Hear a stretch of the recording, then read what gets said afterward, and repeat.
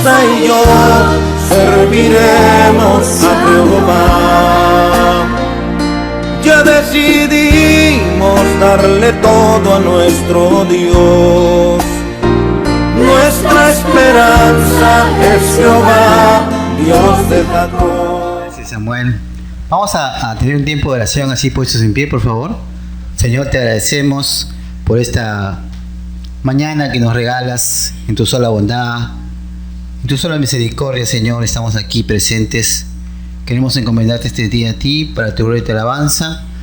Ya hemos cantado, Señor, hemos orado, ahora queremos escuchar tu palabra y poder crecer en la gracia y el conocimiento tuyo. Honramos tu nombre, en el nombre de Jesús. Amén. Pueden tomar asiento. Hoy día vamos a estar tratando un tema que tiene que ver con la secuencia de este mes, ¿no? Que tiene que ver con la serie Padres que nuestros hijos necesitan, ¿no? Y el tema de hoy se llama El amor que doblega, ¿no?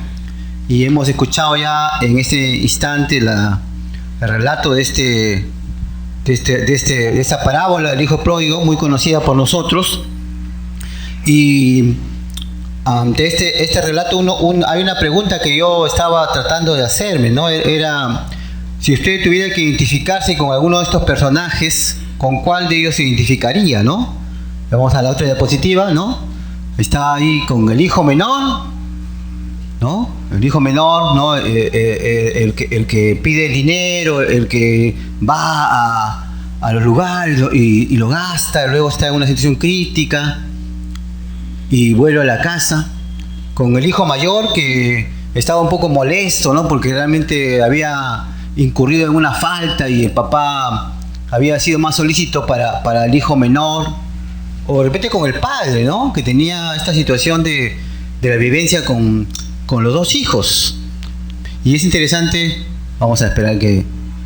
Muchas gracias, hermano. Y es interesante que ante una situación así, uno puede llegar a pensar qué es lo que más hubiera hecho usted, ¿no? Si fuera padre, quizás, o la actitud del hijo, ¿no? Y por eso es que ahí en el libro de Proverbios 10.1 que hemos colocado como una especie de introducción, ¿no? Dice que el hijo sabio alegra a sus padres, ¿no? Y el hijo necio los hace sufrir, ¿no? Entonces, interesante porque este amor que doblega tiene que ver mucho con el amor del padre, ¿no? Con el amor de la madre. Pero también tiene que ver con los hijos que habitan esa familia, ¿no? Y vamos a ver entonces cómo enfrentar a un hijo rebelde, a un hijo desobediente, cómo manejar esta situación, cuál fue la respuesta del padre ante esta situación crítica que él padecía. Y por eso necesitamos un medio, ¿no? Un medio para poder contrarrestar, ¿no? la situación que estaba viviendo este papá, ¿no? Tenía en sus manos a un hijo que estaba siendo desobediente, ¿no? A lo que realmente se estipulaba, ¿no? Dentro de relaciones interpersonales en la familia, ¿no? Entonces necesitamos un medio, ¿no? Un medio por el cual podamos solucionar esta situación que se presenta y cómo restaurar, ¿no? Por eso hoy día vamos a ver 3 cualidades de un hogar que restaura, ¿no? 3 cualidades de un hogar que restaura, ¿no? Y entonces, dentro del contexto histórico podemos ver pues ahí que como dice la Biblia, ¿no? Dice que habían 2 hijos, ¿no? Y Jesús estaba dirigiéndose en esos momentos al pueblo judío, donde habían los publicanos y pecadores, pero también estaban los religiosos con él. Por eso es que cuando empieza la parábola, él dice, habían 2 hijos, uno menor y uno mayor. El menor representaba al pueblo de Israel, al pueblo pagano, a los pecadores, y el mayor representaba a los religiosos. Entonces él empieza y dice, habían 2 hijos, ¿no? Y el primero representaba a la gente común y el otro representaba a los líderes religiosos, ¿no? Y el menor le dice a su papá un día, no se le ocurre, dice, papá, dame lo que me toca, ¿no? Y entonces es como cuando alguien viene y le dice, papá, dame la herencia en vida, ¿no? Que ahora se estipula mucho eso, ¿no? Papá, dame la herencia en vida, ¿no? Por favor, vende la casa, vende los autos, quédate con un cuartito y dame lo que me corresponde. Porque yo quiero tener también... Y algo para invertir en esta vida. Y en ese tiempo, pedir la herencia era declarar que el padre estaba muerto en vida. O sea, lo que estaba haciendo este hijo era decirle a la comunidad, al pueblo, que su papá ya había fallecido para él. Por tanto, esa herencia ya era propia de él. Y entonces era algo que iba en contra de las leyes sociales de ese tiempo. Y entonces este personaje, que es el hijo pródigo, que en sí el hijo pródigo es un hombre que derrocha, un hombre que es desenfrenado, ¿no? Es un hijo que realmente en cierta manera puede ser como alguien que llegó hasta lo más bajo, ¿no? Porque dice que comía con los cerdos, ¿no? Y algunos piensan que era como un hijo rebelde, ¿no? ¿Quién de acá ha sido rebelde alguna vez? Mire, son tan rebeldes que no quieren realmente. Todos hemos sido rebeldes. Dice, de niños somos rebeldes, ¿sí o no? Y dice que los adolescentes son más rebeldes. Pero yo creo que los más rebeldes somos los más adultos. ¿Saben por qué? Porque nosotros sabemos qué tenemos que hacer y no lo hacemos. A veces tenemos a nuestros padres, a nuestra mamá enfermas, o de repente ya no vivimos con ellos y los olvidamos. Y tratamos de hacerlos al lado. No nos importa. Y sabemos que tenemos que hacer algo por ellos, ¿eh? Pero no nos importa.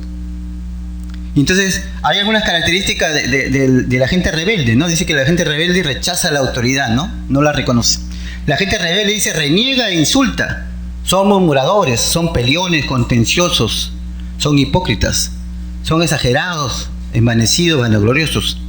Adulan a las personas para sacar provecho, son burladores, andan según sus malos deseos, causan división, son engañadores, no siguen órdenes, todo lo cuestionan.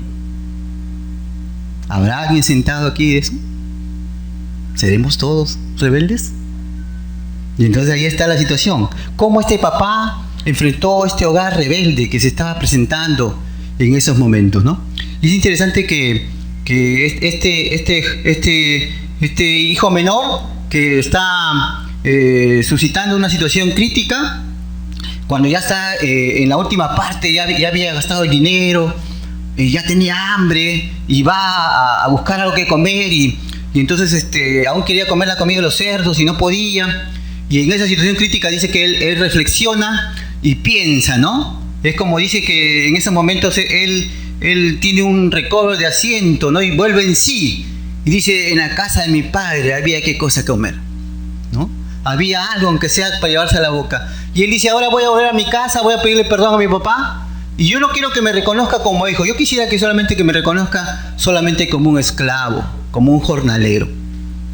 Y habían dos tipos de personas que vivían en las casas, hasta tres. Primero eran los hijos, de ahí seguían los siervos, que vivían en la familia y comían de la familia y dependían de la familia, y habían los jornaleros. Los jornaleros eran los que recibían el pago por el día nada más. Y entonces él dice, yo aunque sea quiero ser jornalero, aunque sea que mi papá me vuelva a recobrar.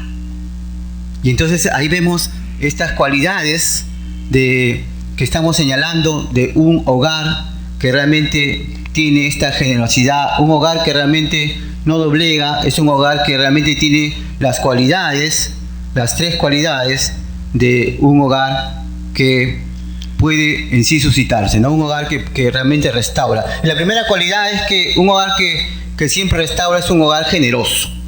Es un hogar generoso. Esto indica que el hogar generoso es un hogar afectivo, bueno, es un hogar generoso. Entonces, el hogar que este hijo estaba concibiendo tenía que ver con quién era su papá, quién era su mamá, qué cosa había en esa casa. Y en esa casa había generosidad. En esa casa había algo afectivo, bueno.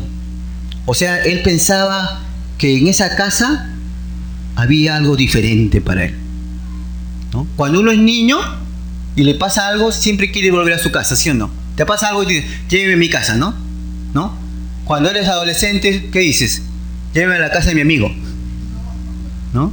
Y cuando eres ya mayor, no me llevas a ningún lugar, menos a mi casa, ¿no? Entonces, pero este hombre tenía un concepto diferente, ¿no? Y dice, y volviendo en sí, dijo: ¿cuántos jornaleros en casa de mi padre tienen abundancia de pan y yo aquí padezco de hambre? Dice, ¿no? Entonces él no quería ser un siervo, él ni siquiera quería ser hijo, ahora quería ser jornalero, aunque sea recibir algo de su papá, porque se había gastado ya toda la fortuna que le habían dado.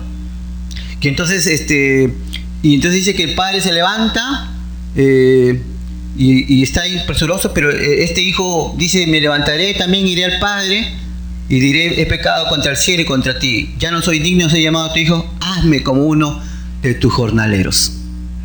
Miren la concepción, el hijo ya no quería de repente ser nuevamente hijo, sino ahora un jornalero, un hombre que iba a estar ya no dependiendo de papá, sino de su propio esfuerzo. Pero en este hogar generoso habían dos cosas fundamentales, ¿no?, que se ve. Demuestra que en este hogar había misericordia y compasión. Un hogar generoso demuestra que había en ese hogar siempre misericordia y compasión. Y la misericordia es la virtud que inclina a compadecerse de los sufrimientos y miserias ajenas, ¿no? La misericordia es lo que a usted y yo nos motiva a ver por el sufrimiento de otra persona. Pero también había compasión, y la compasión es ese sentimiento de identificarse con alguien en alguna situación crítica. Y entonces la idea de compadecernos por el sufrimiento, la idea de identificarse con los males de otro, era lo que había en esa casa. Por eso que el hijo pensaba en el papá, en la mamá, porque sabía que en esa casa iba a recibir un trato diferente que hasta ahora estaba padeciendo. Y entonces es interesante que también había lo que era la paciencia, ¿no? Y la paciencia es la facultad de saber esperar cuando algo se desea mucho. Es la paciencia de esperar cuando algo se desea mucho. Y entonces en esa casa había misericordia, había compasión y había paciencia. ¿Cuánta paciencia hay que tener para los hijos? Bastante. ¿Y cuánto de paciencia tenemos que tener para nuestros padres? Mucho más, ¿no? Se dice que en sí no existe una escuela para padres, sino que los padres se van formando en el tiempo, ¿no? Cuando tienes hijos pequeños, cuando tienes hijos adultos, cuando la edad va pasando, son otro tipo de relaciones que tienes con tus hijos. Y entonces es interesante que esa situación que se presenta, y ahí vemos el ejemplo de Job, ¿no? Job en capítulo 1:5 de Job dice: y aconteció que habiendo pasado el turno de los días del conviviente con Job, estaba ahí en convite, en las comidas, Job enviaba, dice, y los identificaba, y se levantaba, dice, de mañana y ofrecía holocausto conforme al número de ellos, de sus hijos, porque decía Job: quizás ha pecado mis hijos y habrán blasfemado contra Dios en sus corazones. De esta manera hacía, dice, todos los días. Es decir, que Job todos los días oraba por sus hijos, veía por sus hijos, los presentaba delante de Dios a sus hijos. Y entonces dos cosas que uno puede hacer en este tiempo de paciencia, de compasión por tus hijos, es orar y hablar con Dios, leer la palabra de Dios y saber lo que Dios quiere decirte en cuanto a tus hijos. ¿Le has preguntado a Dios sobre tus hijos? Sean mayores, sean pequeños. O le preguntas solamente a alguien, de repente un líder, a un pastor, a un hermano. ¿Le has orado por tus hijos? ¿Le has contado a Dios sobre tus hijos? Es interesante que estuve escuchando esta semana que dice que en Japón a todos los niños le regalan siempre un celular. Y yo decía: excelente, ¿no? Para que se comunicaran, ¿no? No, dice que le regalan un celular porque los papás pueden monitorear con GPS dónde están. Y me acuerdo muchas veces que he visto jovencitos que su papá le regaló su celular y eso sí me llamó la atención. Era una señorita que cada media hora se tomaba un selfie. Chicos, un selfie. Cada media hora. Y entonces yo me acerqué un día, porque siempre lo hacía, ¿no? Me acerqué: ¿y por qué de repente eres un influencer, ¿no? De las redes, ¿no? Para que sepa dónde está siempre, ¿no? Me decían: no. Papá me ha dicho que cada media hora tengo que reportar. Y se tomaba el selfie.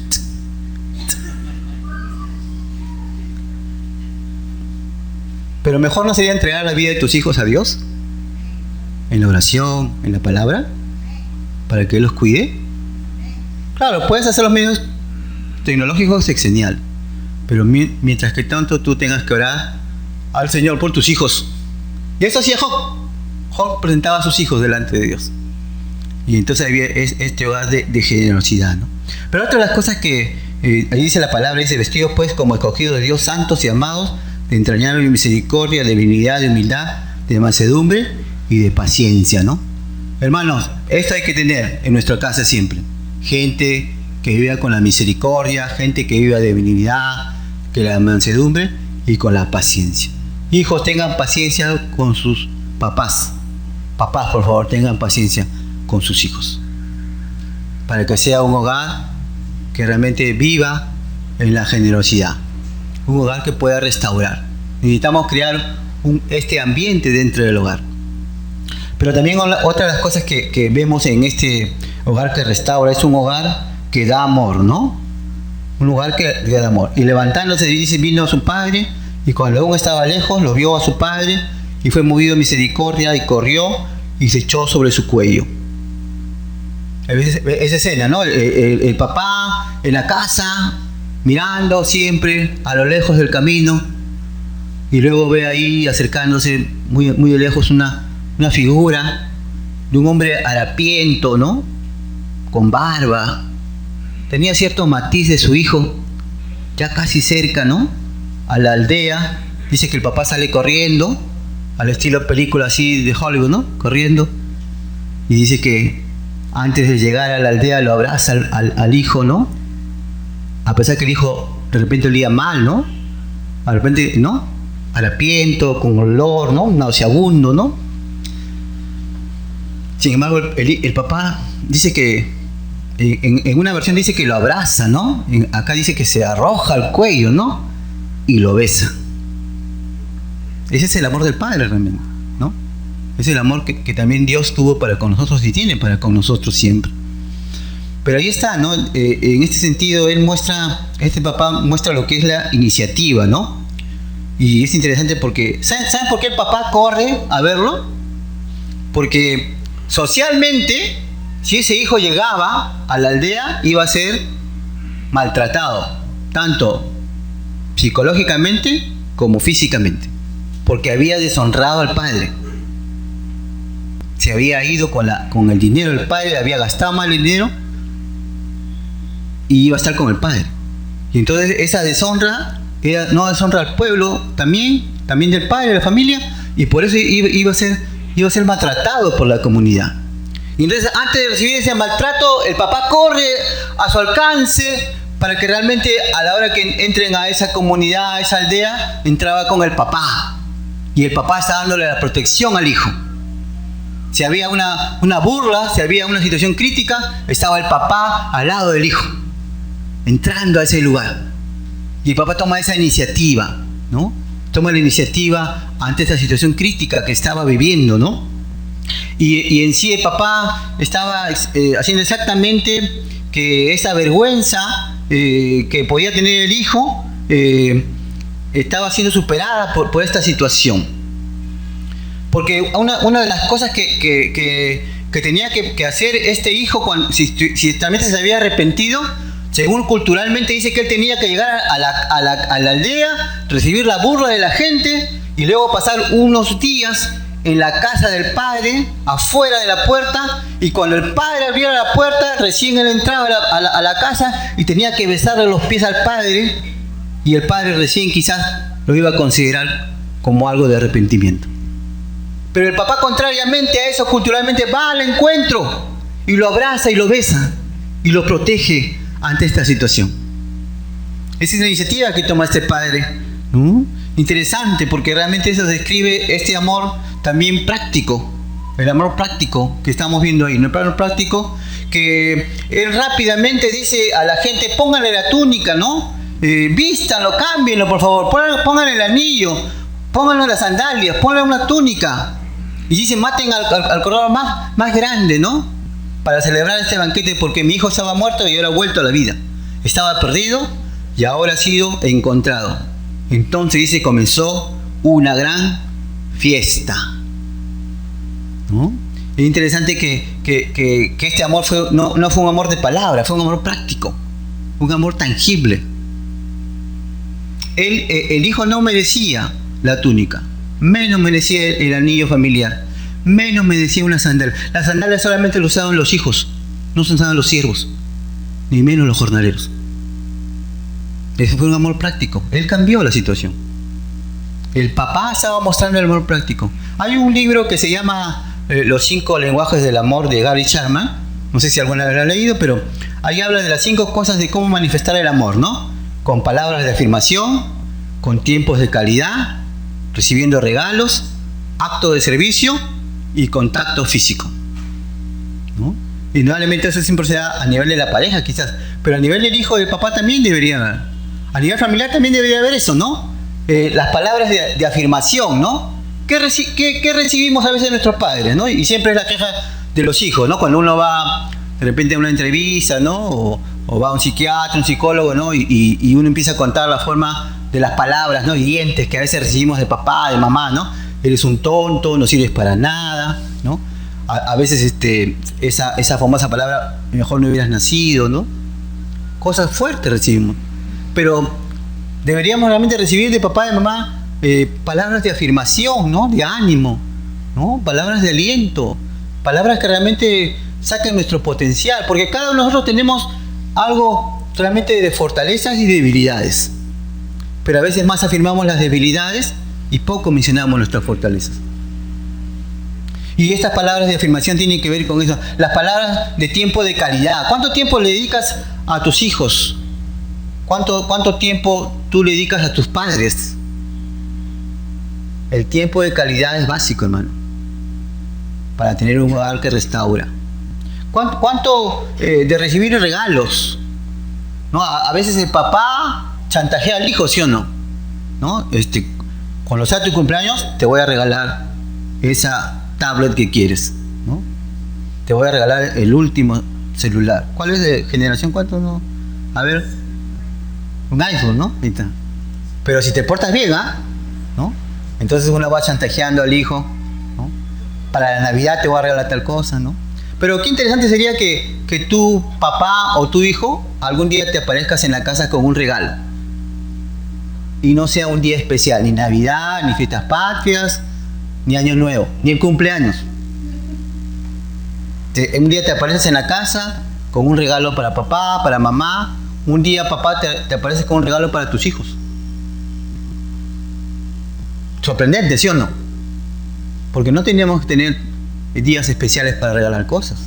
Cualquier día es especial, porque ese es el día que hizo Jehová. Dice, gocémonos y alegremos en él. Es decir, que cualquier tiempo es bueno para mostrar el amor práctico, ¿no? Los actos de servicio, ¿no? Siempre hacer algo por papá, por mamá, siempre hacer algo por los hijos también, ¿no? Hijo, si tú tienes papá ya mayor, un día llega a la casa y no vives con ellos, quizás vives en otro lado, llega a la casa de tus padres y dile, papá, hoy día voy a limpiar tu casa.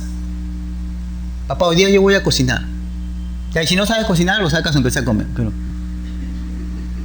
acto de servicio, algo de afecto, ¿no? Y el contacto físico es importante, ¿no? El abrazo, la mano, ¿no? Eso es bueno, hermano. Aunque ahora todo el mundo se saluda de lejos, ¿no? Hi, ¿no? Hola, ¿no? Como ya a veces ya ni nos llamamos. Ahora el WhatsApp ha reemplazado las llamadas. Si usted no se da cuenta, ya nadie se llama. Y si te llaman, hoy algo ha pasado, algo extraordinario, ¿no? Ahora la gente que antes se comunicaba conmigo más por medio telefónico, ahora todos me escriben por WhatsApp. Y seguirán viendo otras redes sociales y de repente ya poco a poco nos vamos a despersonalizar. Entonces el contacto físico ya no va a estar, ¿no? Y por eso ahí en 1 Pedro 4:8 dice, y ante todo tened entre vosotros ferviente amor, porque el amor, dice, cubre multitud de pecados. Hermano, hermana, el amor debe reinar en un hogar que quiere restaurar, ¿no? Es necesario que esto siempre suceda, un hogar que quiere restaurar, ¿no? Y es interesante que la última parte, ¿no? Un hogar que restaura también, ¿no? Y definamos la palabra restaurar, ¿no? La palabra restaurar tiene que ver con recuperar o recobrar tiene que ver con renovar, con reparar, pero más aún la palabra restaurar tiene que ver con poner algo en el estado que tenía antes, ¿no? Algo en el estado que tenía antes. ¿Alguna vez usted se ha roto algún hueso? ¿Alguien acá se ha roto la clavícula en alguna oportunidad? ¿Un dedo? Yo me he roto un dedo. No le voy a decir cuál para que no sepa. Y el día que me rompí el dedo me dolió bastante. Un dolor intenso. Y el dedo comenzó a hincharse, ¿no? Ya casi era como mi dedo pulgar ya. Entonces la única forma en que el dedo tenía que ser superado, porque estábamos en un lugar lejos de un hospital o de una posta, lo pusieron en hielo, y luego un chico que ya sabía algo de medicina me dijo, te va a doler un poco, ¿ya? Entonces yo dije que me dolerá, pues no, porque te he echado, ¿no? Entonces me dijo, así que ponte tranquilo que vamos a tratar de mejorar, dijo, ¿no? Entonces agarró mi dedo y ¿qué cosa que hizo? Me lo jaló. Y me dijo, porque ahorita es el momento, más tarde se va a endurecer más y va a ser más difícil. Entonces se lo jala. Y cuando lo jala yo, así, por un momento perdí el conocimiento. Y cuando reaccioné ya mi dedo estaba en el lugar, ¿no? Y me dijo, ahora muévelo un poco. Lo moví un poquito, seguí hinchado indudablemente. Y me dijo, bueno, ahora tienes que... Y ahí ya fuimos a la posta, ¿no? Para que me vean el dedo. Me pusieron una medicina, pero eso fue... El señor que llegamos a la posta me dijo, han hecho bien, porque si no tu dedo se iba a deformar. Y restaurar tiene que ver con eso, volver a poner en su lugar las cosas.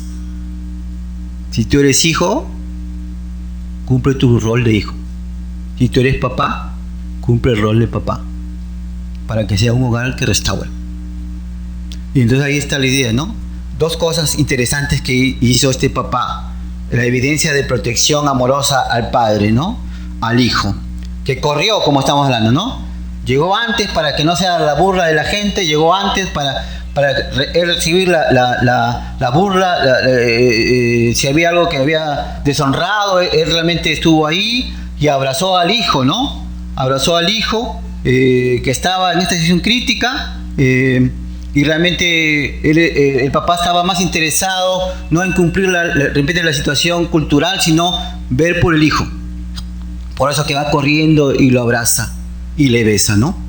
Y eso es interesante porque el padre cumple un tiempo importante en ese momento, ¿no?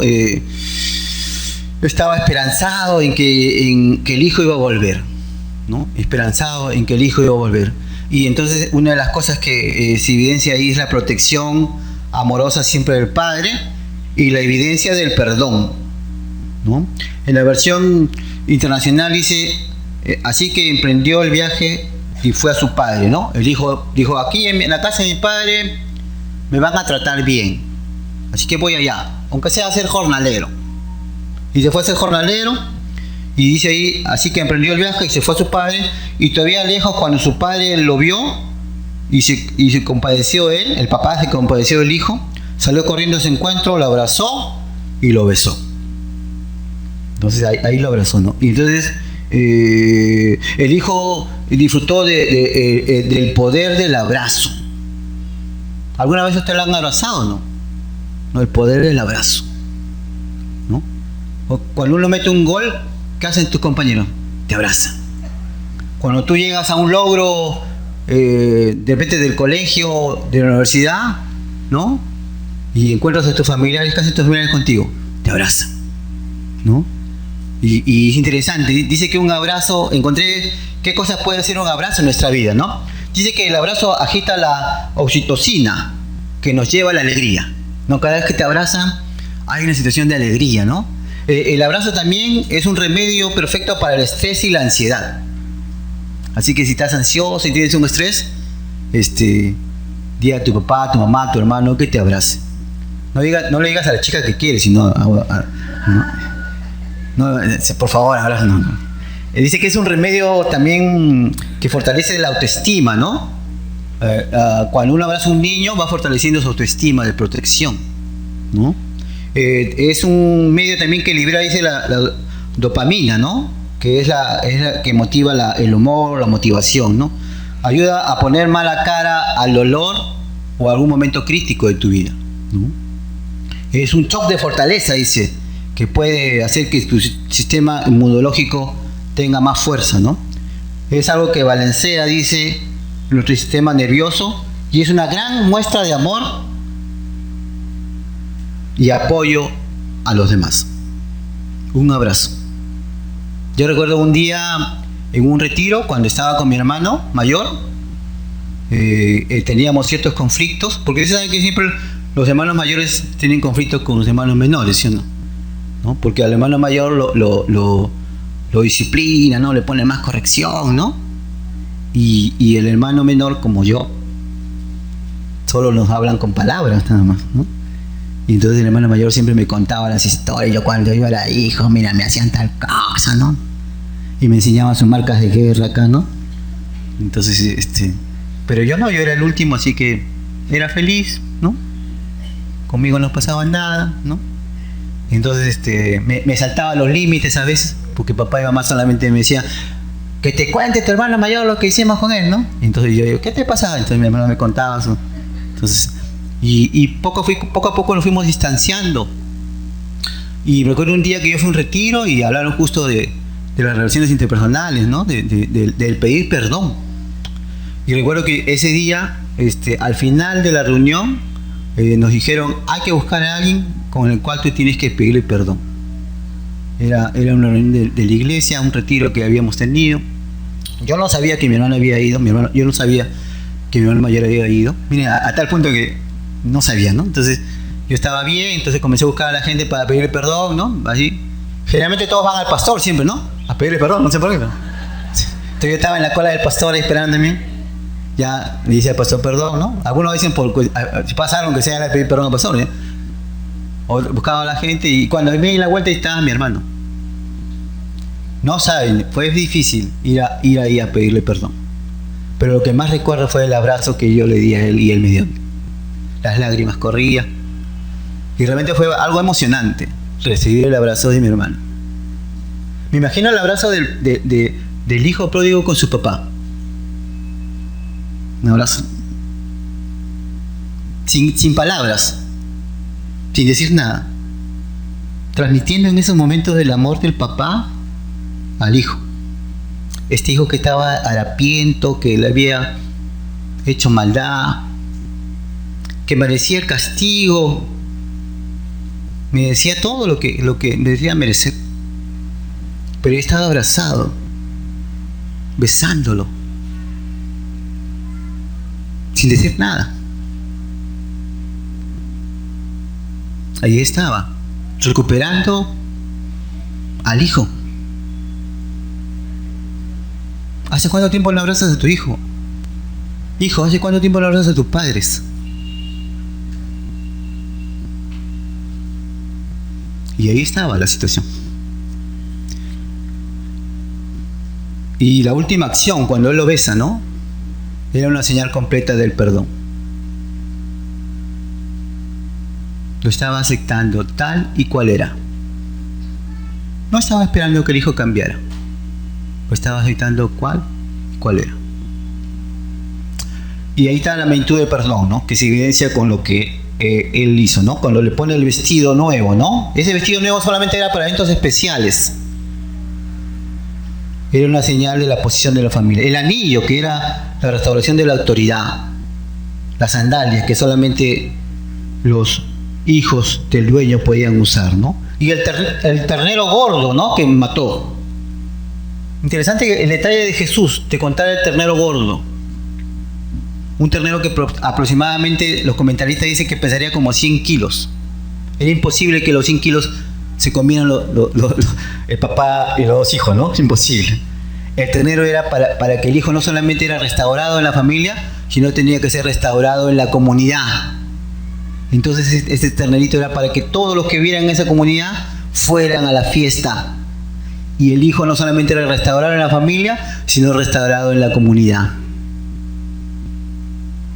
Y ese es el sentir de Dios ante la familia, que usted realmente pueda ser restaurado de forma total, ¿no?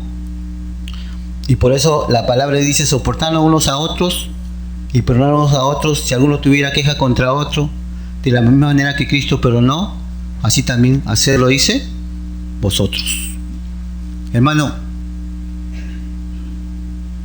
¿hay algo en tu familia que realmente de repente tengas que solucionar para que tu familia sea una familia que restaura? Papá, mamá, tú como hijo, yo como hijo, con tus hermanos quizás. Tenemos que llegar a eso, a ser un hogar restaurador. Y por eso en la conclusión dice: un hijo rebelde nunca debe resistirá, dice, el hogar de Dios, y aún el hogar que sea restaurado por medio de Dios en que habita Él. Estamos llamados, dice, a integrantes como de familia, a contribuir a desarrollar un hogar que restaure a través de Cristo.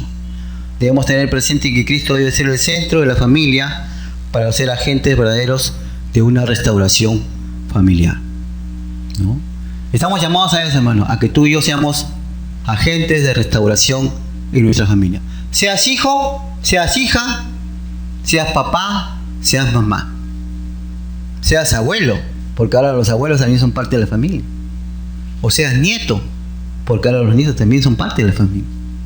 Estamos llamados a tener un hogar de restauración. Por eso al final dice la palabra: hermanos, si alguno fuere sorprendido en alguna falta, vosotros que sois espirituales, restauradores con espíritu, dice, de mansedumbre, considerándote a ti mismo, no sea que tú también seas tentado, soltar los unos las cargas de los otros, y cumplir así la ley de Cristo.